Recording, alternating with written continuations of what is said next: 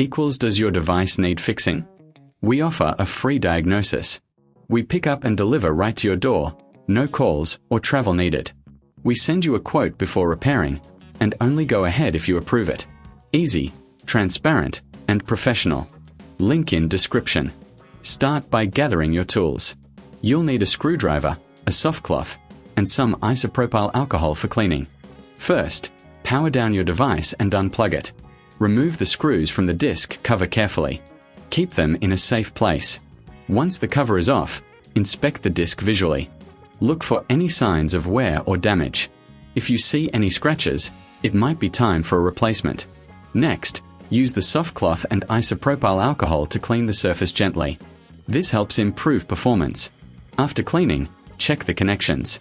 Ensure everything is secure and free from dust. Reattach the cover and screw it back in place. Remember, if you need help, we offer professional diagnosis without obligation. Plus, we provide pickup and delivery at your home.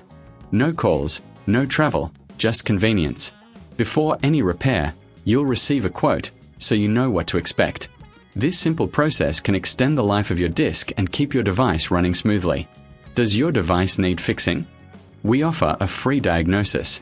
We pick up and deliver right to your door, no calls or travel needed.